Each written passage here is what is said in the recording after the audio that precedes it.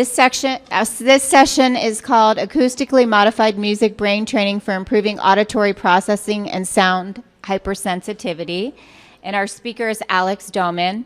I'm going to just give you a brief bio of him. He can tell you more about what he does. Alex Doman is the founder and CEO of Advanced Brain Technologies, creators of the Listening Program. He is also a best-selling author of Healing at the Speed of Sound.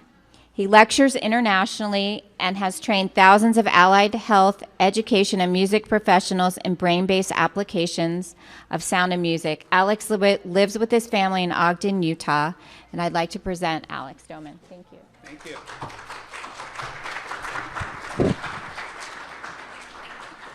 Good morning, everyone.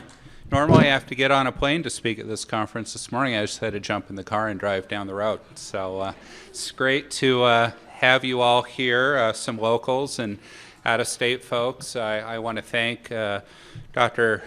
Kaplan and all of the team that organizes the USAAA conference. It's a great volunteer organization doing tremendous work, and we're always very grateful to be a part of this very important event. I understand we have many hundreds of parents and professionals here, which we're of course thrilled to see.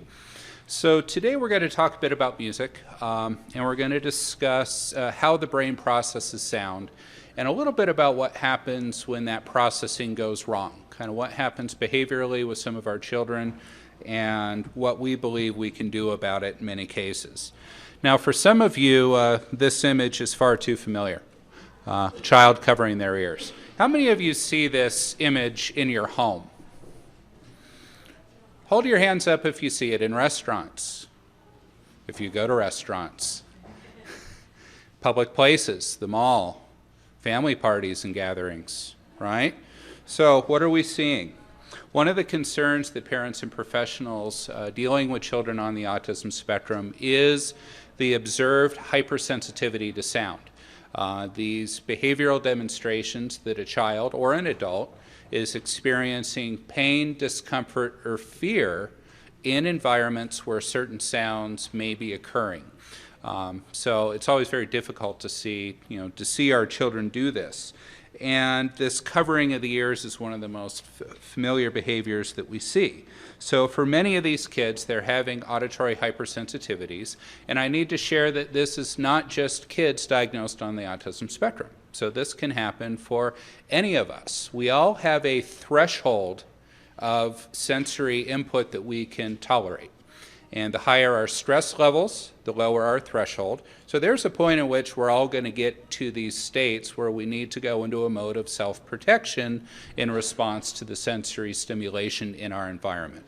We don't have earlids, right? We have eyelids, but we don't have earlids. So our ears are taking in sound 24/7, 365, always processing what's happening in our environment to keep us safe and protected from potential threats and dangers that are around us. So the brain has to do a good job at filtering out the unnecessary information and focusing on the necessary, but sometimes that doesn't always go right. So what we want to do today is explore a little bit about that. So generically speaking, auditory hypersensitivity usually refers to somebody that is overly sensitive to sounds. Generally loud sounds are considered in this case, maybe a vacuum cleaner as an example. And there are many who might think that children that are auditorily hypersensitive have hearing problems. Do we agree? So we're sensitive, our hearing seems sensitive, so therefore there's a hearing problem. What I want to clarify is that auditory hypersensitivity does not relate to hearing. Okay, so this is not a hearing-related issue. This is a perceptual problem within the brain. And there are three definitions that describe auditory hypersensitivity in the literature.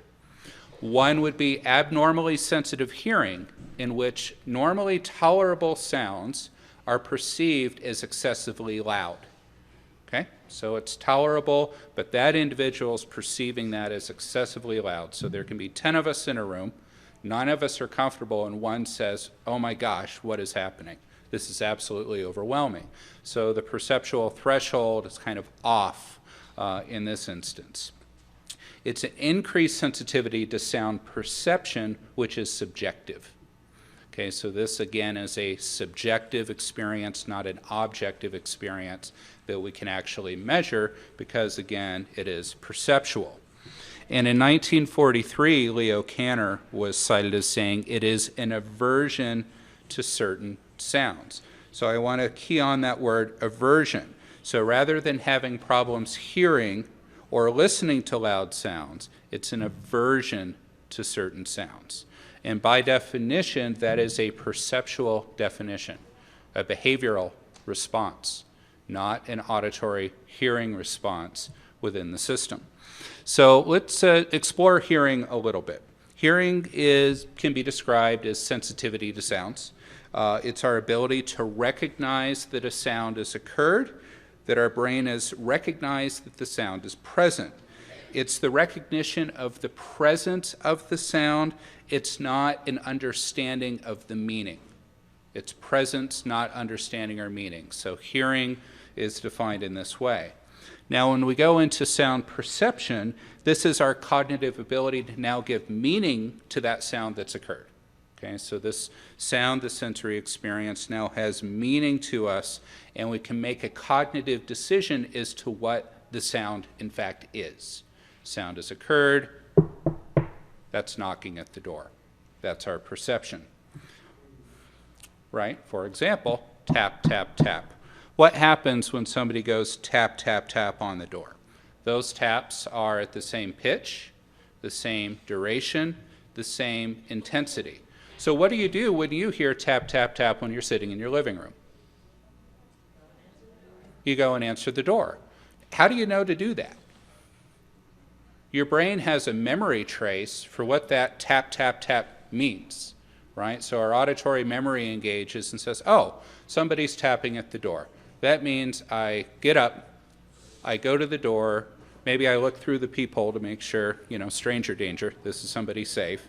I open up the door and I greet this individual, invite him into my home, or say, no, thank you, I don't want to buy the newspaper today. That tap, tap, tap is a perceptual process, but it involves another aspect of neurological function, which is auditory processing. Because what's happening is the brain is now putting together the frequency of sound, the duration of the sounds, the intensity of those sounds, in that pattern, associating it with the situation, then responding to it. So it's actually involving many systems. It's quite complex to actually get up and respond to that tapping at the door. So in brief summary, hearing is passive. You hear with your ears. Listening is active, right? We listen with our brain. And listening involves simultaneously taking in information and filtering extraneous information out. Now, one example, one difficult auditory task for many is to perform an auditory figure ground, to focus on speech and language in the presence of background noise. Anyone ever find this difficult? Who's been to Cheesecake Factory in Salt Lake City? Or anywhere, and try to hold a conversation with your dinner mates, right? You have to exert a lot of energy to listen in an acoustic environment that has a lot going on, because the brain is trying to focus and filter simultaneously, and that's what we do when we listen. And auditory processing is how we pull all of that together and what the brain does with what it's hearing. And it involves not just the hearing system. So when we're putting all these pieces together, it engages the auditory system, the primary auditory cortex and the association cortices, the cognitive decision-making system, our memory systems, our emotional limbic system, our language centers, and our sensory regulation system. So auditory processing is more than hearing. It is engaging many processing regions in the brain to understand and respond to the information that we're experiencing and exposed to. Now, we all know what this is, right? Okay. I want you to consider for a moment that you're a small child and you're in this bathroom stall. You've never heard a toilet flush before. and it suddenly flushes. Now, you may have different responses. You may scream, you may run, you may shut down, or you may just simply say, "What's that?" But that first experience of that whoosh that happens can actually be quite traumatizing, right? So any of your children ever traumatized by a toilet in a public bathroom or even at home, just a show of hands? How about those fancy new dryers that are in the bathrooms, right? I have a 3.5-year-old son, and he was about 18 months old. He was in a public restroom with his mom, and she had just washed his hands, and he went over and just stuck his hands in it. And he jumped back, and he covered his ears and just said, "Loud," right? He now knows not to go and put his hands into that dryer. But for some kids, what that experience might do is generalize to something behaviorally a little bit different. It might be, okay, that sound really hurt. I remember that, right? Because how does the brain learn? The brain learns, and we really consolidate memories when things have a strong emotional content. And that fear response, that pain that's associated with that, it's a really strong driver for memory. Would we agree? Right? Something really hurts, we have a bad experience, our memory system holds on to that information. What happens for a lot of people, though, and especially a lot of our little kids, is that painful experience, that scary experience with that toilet, just as the example, means that's a scary thing. And if I go near that, I'm going to hurt and be uncomfortable. And sometimes that generalizes to if I go into a bathroom, that's going to be painful or uncomfortable. And this is happening subconsciously. So what we begin to see is we see avoidance behaviors, we see behavioral changes, we see shutdown in response not only to that sound, but the anticipation that it might occur, the situation in which it occurred, and sometimes generalization happens to other circumstances, places, and situations in which the child becomes very sensitive. Now, it makes sense that over time, that sensitivity, that fear, that pain, that discomfort should go away. Yes? I mean, we should begin to say, okay, this is going to normalize. But for many it doesn't, and sometimes it gets progressively worse into more circumstances, situations, and I see a lot of heads nodding, and I'm just interested for how many parents that it's reached a level, or professionals serving kids, that you have kids that are avoiding situations that may be painful or uncomfortable to them. Okay, so we've got some that are here, right? So over time, right, the auditory system actually itself may not be that important in processing loud sounds. Instead, it's the other systems. So when we think that a sound may be light, frightening, or loud, that engages our cognitive system. We may remember the way that original sound scared us or created fear, which ties into our memory and emotional systems, and we may have an autonomic nervous system reaction, which is fight or flight, engaging the autonomic nervous system. So what typically involves fight or flight responses in response to anticipation of these sounds. How many of you in the room are not familiar with fight or flight responses? Okay, so when we talk about fight or flight responses, this involves the autonomic nervous system.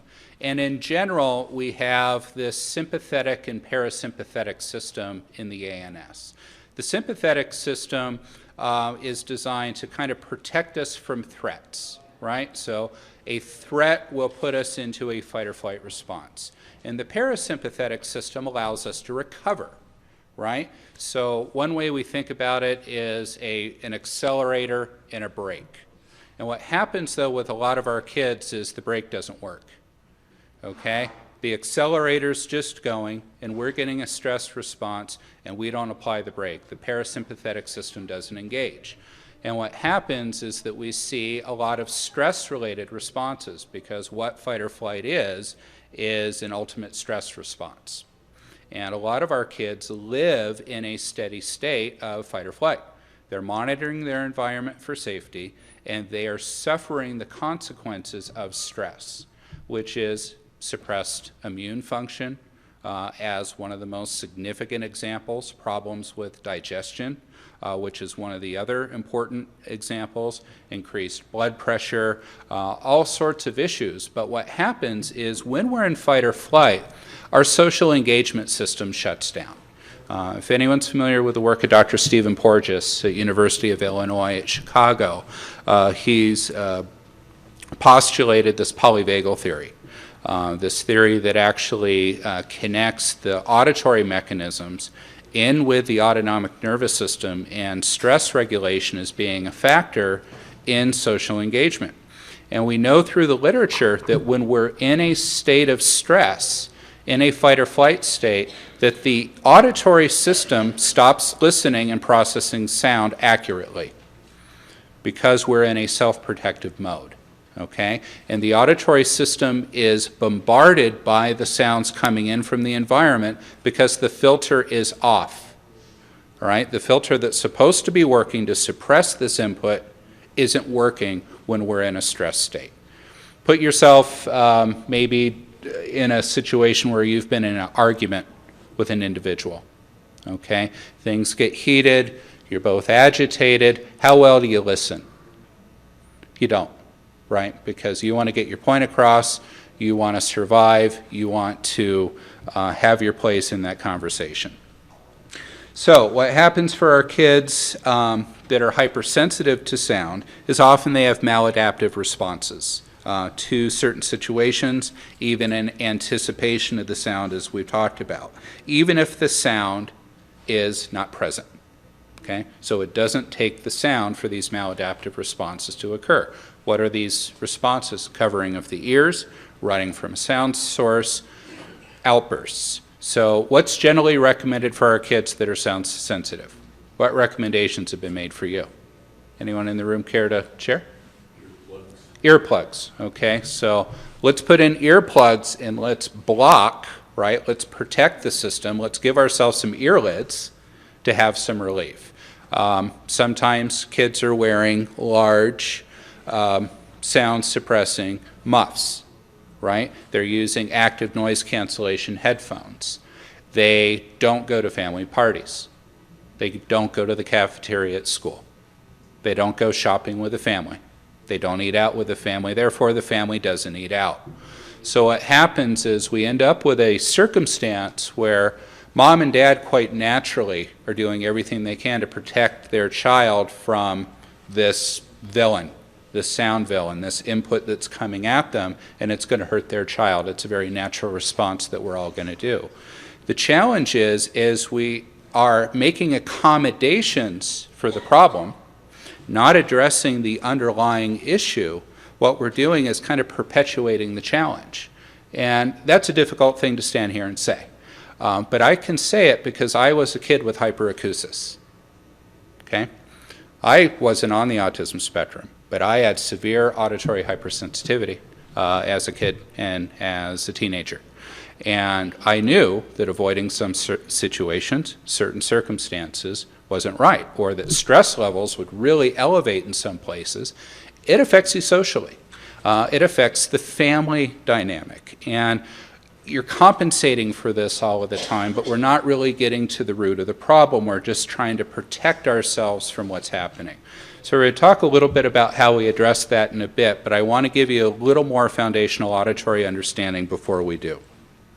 So we have two primary pathways of sound from the ear to the brain. One is what you were taught in school. It's called the classical auditory pathway. It involves the outer, the middle, and the inner ear. So there's three divisions of the ear.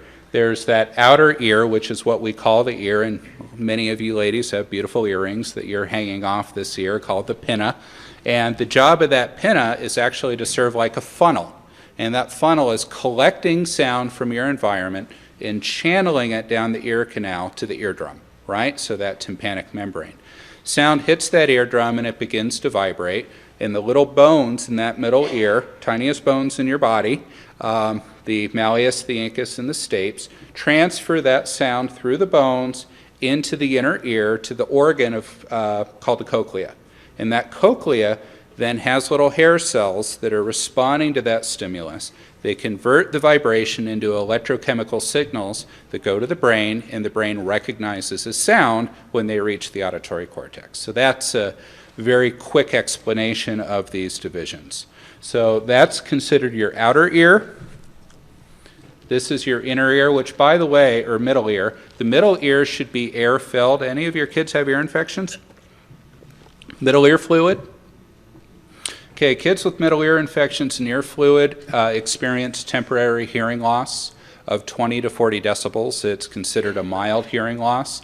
So if your kids have had early ear infections, early middle ear fluid, they're more susceptible to hyperacusis, sound sensitivity. Their system's also been deprived of input that's important developmentally. So in these cases, when this is in the history, we want to give these kids more organized sound input to educate their brain as to what sound is and should be. And this is your inner ear. It's made up of the hearing portion, which is the cochlea, and some of you may not be aware that that's also where your balance system is, okay, the vestibular system, but that's not only your balance system, right? So that controls posture, vertical orientation, comfort with gravity, so kids that are gravitationally insecure may have a vestibular challenge. It's also responsible ultimately for motor control. So that ear is actually helping to regulate fine and gross motor muscle movement as well as visual tracking and orientation. So your ears are involved with most aspects of learning and engagement during the day. So it's very important that we've got a healthy, well-functioning system. So that's your basic classical pathway. Sound goes through that system to the brain feeds information back, and there's this feedback loop. In the early 2000s, a second auditory system was identified called the non-classical auditory pathway. And this non-classical auditory pathway actually starts from the cochlea in the first neurons, which are called the cochlear nuclei. So you get outputs from the cochlear nuclei to the classical pathway, but then also to your limbic system, your emotional regulatory system, and then to the cerebellum, which controls motor control and function. Okay, so the ear is not only sending signals directly through the classical pathway, but through this non-classical auditory pathway. And that's an important one to talk about because that relates directly to what we're going to talk to about hypersensitivity to sound. So this limbic system is a very old structure within the brain. It's hidden inside of the cortex. It houses a number of structures that interestingly appear to be involved with auditory hypersensitivity. Okay, so there are brain structures within that limbic system that relate to how we respond to perception of loud sounds or loud sounds. One structure involves emotional responses that appear to be triggered when we see behaviors associated with auditory hyperacusis, and the other is the amygdala, which is the center of emotional memory, okay, that memory association in the amygdala.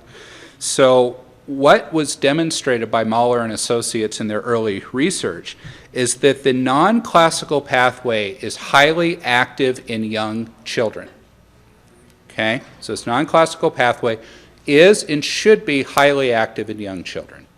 Then through development, that system begins to become suppressed and is not engaged in the processing of sound, except for kids that are hyper-auditory, hypersensitivity to sound.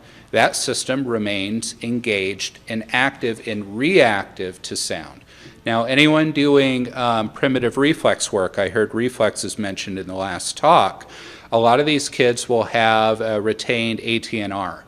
Okay, so they will have this auditory startle reflex that's still present that shouldn't be. So that's also another signal that we look for, is that retained primitive reflex within that auditory system in the brainstem. So when we see a toddler cry, demonstrate other emotional responses to sound, that's appropriate. But as we get older, it's inappropriate and shows that we still have an active non-classical auditory pathway. So I want to get a little bit further with this. Dr. Jay Lucker, some of you may be familiar with, is really one of the authorities on auditory processing. He's an audiologist, an educational psychologist, and a speech pathologist in the Department of Communication Sciences at Howard University. I do quite a bit with Dr. Lucker. He's on our scientific board. He advises us, works with many clients in conducting research on our programs. And he did a study. He did a study of over 200 children diagnosed with autism that on parent histories were reported to be sound sensitive. And he brought them into his lab. And he performed audiological testing to determine if, in fact, these kids are auditorily hypersensitive to what sounds and at what intensity. What did he find? Now, the way the test is done, anyone ever had their hearing tested? You go into a soundproof room, you put on the headphones, you raise your hand when you hear the tones, okay? So Dr. Lucker did this with 200 kids on the spectrum. And he took those tones up to 110 decibels. Now, that is at or beyond the pain threshold for most people. So when you hear sound at that intensity, you're going to be shutting down and reacting to it. Interestingly enough, with headphones, in his assessment, 68% of the children with autism could tolerate the pain thresholds of sound. They weren't sensitive to loud sounds. Okay? 32% were, but the majority actually weren't. And this was consistent with research that Gomes and colleagues did with speakers doing the same test where 76% couldn't tolerate in their example. So what we're seeing is a preponderance of kids diagnosed with auditory hypersensitivity, reactive to sound, are not in fact reactive to sound. So what's happening? They have an overactive non-classical auditory pathway. They are still having a limbic response. Another way to look at that is through something called sensory gating theory. Okay, so all of our senses have these gates that either shut off, on or off in response to stimuli. And as we mature, as our brains develop, the sensory gates should become very efficient. Well, what we see in kids that have difficulty processing modulating sensory input is that the gating mechanisms aren't functioning properly, which is another component of what's happening here. So the question is, how do we treat it? How do we take out the earplugs? How do we get rid of the earmuffs? How do we begin to socialize, enjoy our families, and go to that normal social engagement and interactivity that we want for our kids? There are two primary forms of treatment that are used and have been used for some time. So we'll talk about both of them. One is desensitization training. Anyone heard of desensitization training? We'll talk about that. Then we'll also discuss listening-based methods using structured music and sound to address this. So let's go through the two. Both of these treatments focus on the problem as an emotional behavioral problem, not as an auditory problem. Okay, so that's the first distinction. Both suggest, due to conditioning of the non-classical pathways, these treatments are effective, right? They retrain the non-classical pathways. The second group of treatments in the listening therapies are without formal desensitization training, are thought to work by changing the auditory system.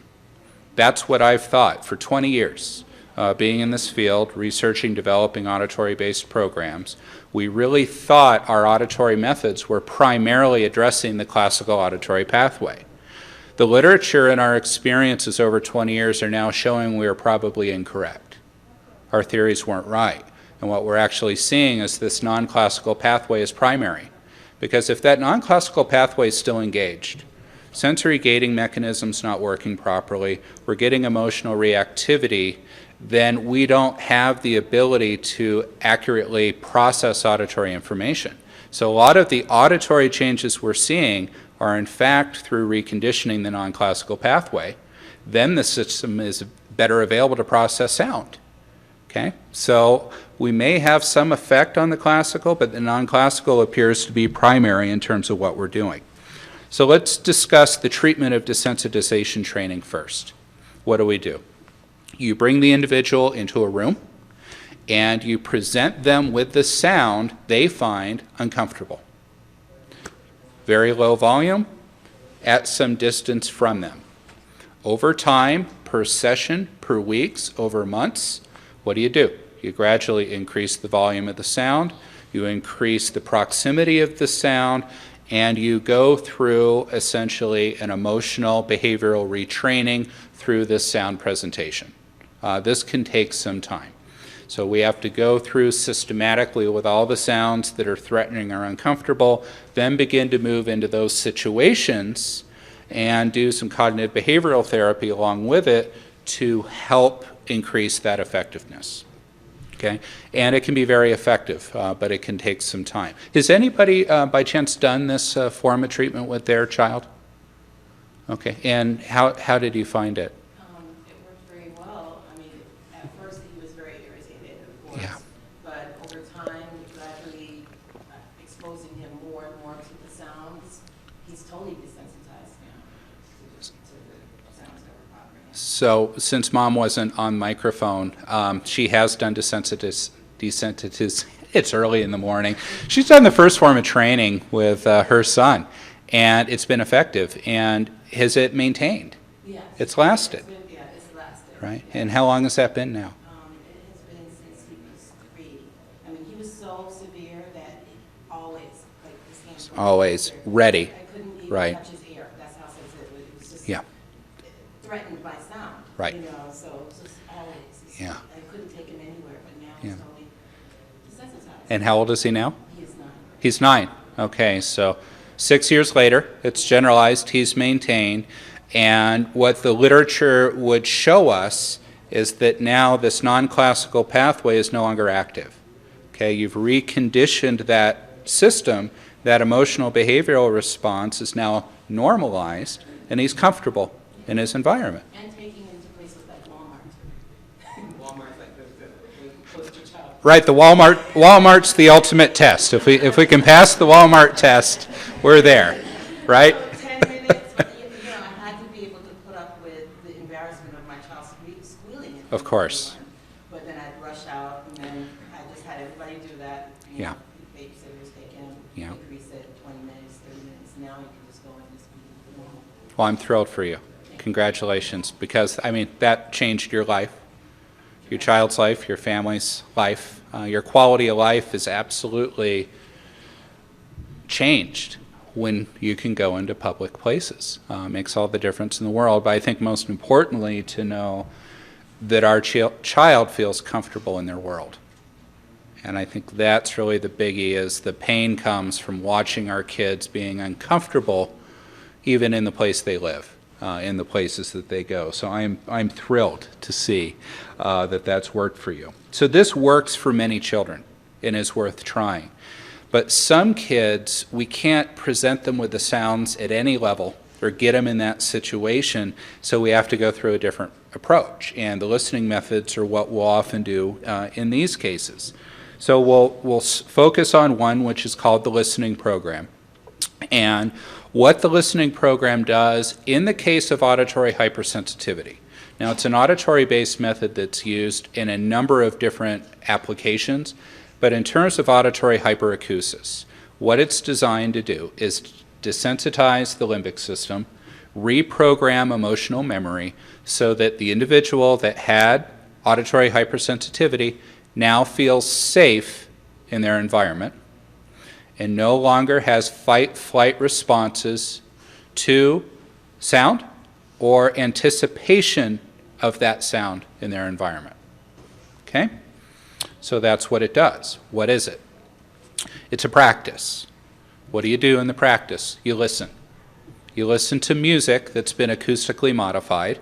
It's instrumental music. It's classical music that's been very specially recorded and processed, put into surround sound, into headphones, and listened to over a specific course of time. It's a systematic training method. that gradually improves how your brain works. It helps support general brain function. But most importantly, in this case, works on that limbic and emotional programming. Now, we've learned over the years that specialized music improves brain function. I'm just curious, show of hands. Anyone in this room not enjoy music? Okay, so either we're shy or we can generally agree music's a good thing in our life, right? We play it at parties, we play it to relax, we play high tempo, energizing music to exercise, slow and low, chill music to relax. We sing at church. We play on our favorite music to commute. We listen to all kinds of music and play music. Music is very much a part of our humanity, right? And some researchers would argue that music came before language. Music is a language in man. It's very innate to who we are and been an important form of self-expression, ritual, and healing since the beginning of humanity. So it's not a big stretch to think that certain music with specific attributes can enhance different brain functions. Now, 20 years ago when I first got in the field, most of what was discussed in terms of music affecting neurological function was pretty subjective, anecdotal. Case reports, observations, I notice that my clients do this when they listen to this music, and they have this response when they listen here. But what's happened is neurosciences have grabbed onto music. And neuroscientists, interestingly, most neuroscientists are trained musicians. There's an interesting correlation between music and neuroscience. And neuroscience is learning through music because there is one piece of input you can give a brain that involves more brain areas than anything else. You can guess what it is. It's music. Music engages more brain centers than any other form of stimuli known to man. So it's teaching us a lot about the brain. Our brains are musical. Our prefrontal cortex is involved with anticipation and expectation of what's going to happen within music. Our motor cortex, of course, is involved when we play music, but actually you get motor responses just passively listening to music. So especially in a trained musician. So if you have a trained musician listening to a piece they've played, their motor cortex begins responding even though they're not moving in response to that music. The the sensory cortices are quite involved. The auditory cortex. The visual cortex is involved in the processing of sound. The cerebellum, very involved in movement and rhythm and beat. The hippocampus, the amygdala, and the nucleus accumbens. And this structure is very important because this structure is what releases the neurotransmitters for pleasure. Okay? This is our reward center, right? So when we find music pleasant and pleasurable, what do we get? We get these serotonin and dopamine responses that take place, okay, which are very positive, right? So actually the reward systems that are activated with things that we find pleasurable, chocolate, alcohol, sex, music, right? If somebody finds something pleasurable in the system, the same pathway is actually engaged. So music can be something to actually stimulate that pathway, but it can actually suppress it too. So if music violates our expectations, if we find it uncomfortable, it actually has a negative response. Okay, so then we get cortisol increases, stress response increases. We have a very negative effect. Now, as I've mentioned, music training in the development of auditory skills is a very important place in neuroscience today. One of the most significant labs is Dr. Nina Krause's Auditory Neuroscience Lab at Northwestern University.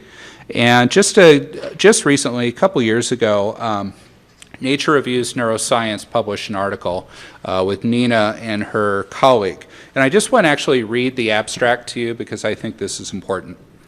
The effects of music training in relation to brain plasticity have caused excitement, evident from the popularity of books among scientists and the general public.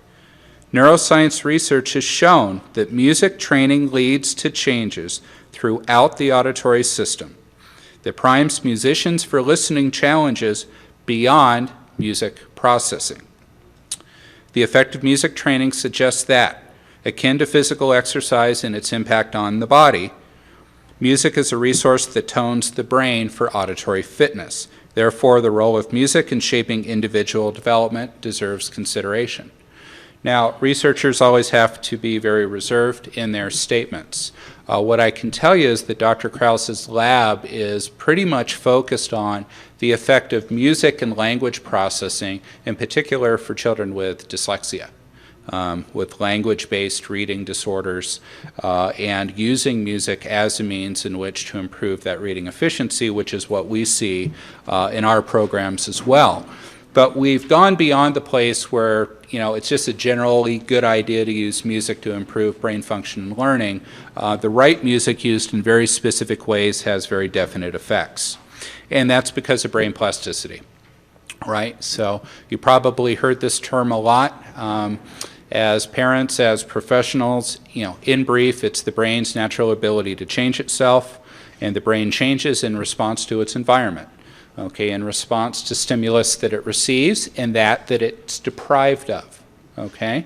So the idea of music-based training is to have structured sound that can make a very definite effect on the neuroplastic system with music-induced auditory plasticity. Now, discussing a listening method that's actually been developed specifically to reprogram that emotional limbic system. The listening program Spectrum is a new protocol that we developed over the course of years, but has now actually been in use just since last April. So over 15 years, the listening program has been used with children with autism, very successfully with hyperacusis. We've trained many thousands of healthcare professionals, occupational therapists, speech pathologists, audiologists, and physicians. Many of the people here at this conference are trained providers, and there are many parents here that have used this program with their children. The Spectrum protocol was designed specifically for sensory sensitive individuals to very slowly and gradually reprogram that system with one primary goal: find comfort in your sensory environment. Okay, so that's what it's intended to do. This protocol is being used in the Generation Rescue Family Grant Program. Each quarter we have about 50 families that are actually experiencing this protocol online, not just with the child, but with the siblings and mom and dad, because we believe in not only providing treatment for that child, but for the family, because everyone's stressed. And we want to help everyone get comfortable. And we find that helping the family gets us a lot further than just helping that child. And mom and dad, if you're in the room, don't forget about yourselves in this picture. I think it's very, very important, and it's easy to do. I was going to show you a video from one of our local moms, but we're having some video challenges here. You can watch it on our website, so we'll skip past that. What can you expect to do if you use the listening program Spectrum with your child or a client? We need 15 to 30 minutes of your day, okay? So 15 to 30 minutes. Depending on the protocol, if we have a very sensitive child, a very young child, we just do 15 minutes and try to bring them up to twice a day for 15 minutes if we can. We're going to do the protocol 5 days a week. Okay, so 15 minutes, 5 days a week, kind of think Monday through Friday. Something that you can do at home or in the school. And it's done through headphones. Now, many of you are going to ask or say, my child won't wear headphones. I can tell you that our success rate with kids in headphones is very, very high. And the most important thing you can do is assume your child will, because they will meet your expectations. If you expect them not to, they won't. You will prove yourselves right. So I can tell you in many, many years and many tens of thousands of kids on the Spectrum, kiddos wear headphones. In very rare instances don't we get them there.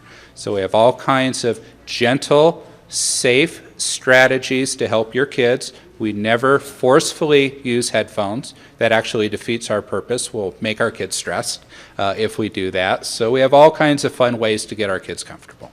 When they're comfortable, they can wear the headphones. The program's going to help train their classical and non-classical auditory pathways. So we'll work on both systems. This video is also not running, but to describe, we actually go through two pathways. We go through the ears, okay, the way you normally would wear headphones, but we also go through the body. And on top of those headphones is a little vibrator. And what that vibrator does is that it actually sends the vibrational input of the music through your child's body and calms the limbic system. So it has that vibration has an immediate calming effect. It's like deep pressure, proprioceptive input to help regulate your kids. We do that by playing the music through their body and also through the headphones. The two natural pathways for hearing are air and bone conduction. So with this wave system, we actually do that. So you have a little iPod. That iPod has the music on it. You have an amplifier the music plays through in the headphones, and for 15 minutes a day, your child listens to very beautiful, very interesting music with all kinds of acoustic modifications that retrain this pathway. We just have a few short minutes, so one other thing I want to touch on. There is a second brain. That's the enteric nervous system. This enteric nervous system lines the gastrointestinal tract. It has about 100 million neurons. Okay? It's our gut response. And it's heavily regulated by the vagus nerve, the 10th cranial nerve, the vagabond. That nerve innervates the middle ear and has a direct relationship and impact on this enteric system. So as we look at the neurophysiology of what's happening in this system, we can have a great influence with sound, especially vibrational input, on this enteric system. Right? It has a big effect on toileting control and digestion. I want to tell you about a quick research study very, very briefly. We had many reports over the years of kids successfully toilet training when they do their listening with bone conduction, especially with low frequency sound. Lots of anecdotal reports. Enough anecdotal reports that one of the top incontinence experts in the UK, who works for the National Health Service, got funding from the NHS to conduct this study. It's a small study. It was a pilot. They took kids primarily diagnosed with autism that had not successfully toilet trained by their preschool years, right? So they're having daytime accidents, were still wearing nappies. Government was interested in this because dealing with diapers with kids in school is a big problem. We'd agree? It's a really big problem, and of course at home. So the study investigated these kids that the protocols had not worked on. They had plateaued for many, many months, no progress, got the listening program intervention with bone conduction. Did 1/2 of the recommended protocol. In 1/2 of that protocol, 7 of the 12 children successfully toilet trained. The other 5 all made improvement and eventually all went on to successfully toilet train. Now, there's a lot for us to understand about the mechanisms involved with this, but we think that this stress response and enteric system may be playing a role in what's happening. But these are very regular outcomes that we see with our kids. And what do we see when we get the system calm and relaxed? They're calmer. They're comfortable. When you're calm and comfortable, you can pay attention. Okay? You can engage. You can communicate. We see improved continence, social engagement, and our kids are a lot happier once we get them into this safe, comfortable place. One case I'll tell you about, this 5-year-old boy diagnosed with PDD-NOS, here from Salt Lake City, Utah, actually. Primary Children's Medical Center was considering using the listening program at its pediatric outpatient rehab facilities. A pilot had to be done by the OT trying to bring it into the program in order for that to take place. They just did a handful of kids. One of them was this young man. This boy was being seen for speech and for OT. He was in a special ed preschool.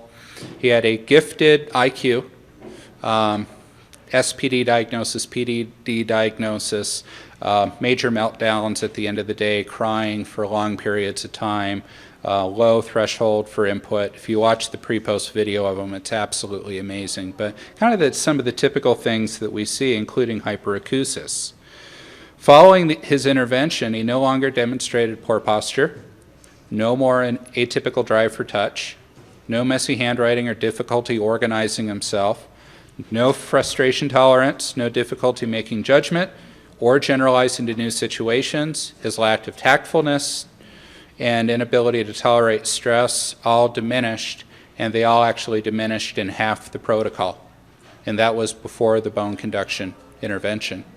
So the outcome of that, which was actually published in Occupational Therapy International, has led to most all of the Intermountain rehab facilities having trained listening program providers here in Utah. So if you're local and go to these Intermountain clinics, they make this program available to you. So definitely something to explore with your OTs, with your speech pathologists, and the audiologists within Intermountain. You need to know auditory hypersensitivity is treatable. It does not have to be forever. We can go to sound being something that we desire rather than something that we avoid. There was an article I wrote with Dr. Lucker that was published in Autism Science Digest last year. If you have this issue, the article is there. That is the title of the article. Or you can go to our website at advancedbrain.com. Go to our community and look in the articles, and you can download that article free of charge. It explains in depth the research into this emotional response. Dr. Lucker and I have gone on and continued, along with a couple of his grad students, a follow-up study which we'll be submitting for publication shortly, which has looked at the other 32%, those that are auditorily hypersensitive, and it's not an emotional response.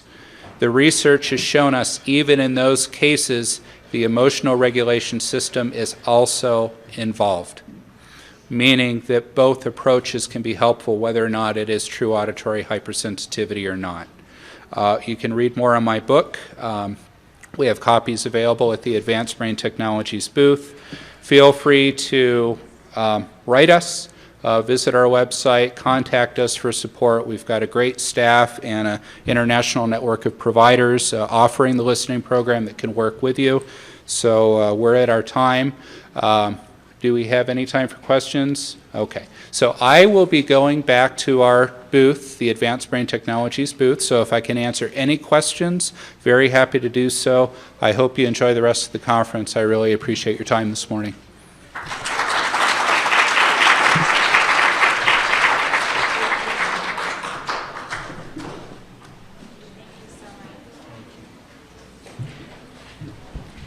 Just a reminder, we have an hour break for lunch. Please visit our vendors, enjoy your lunch, take a walk outside, and be back at 1 for our next sessions. Thanks.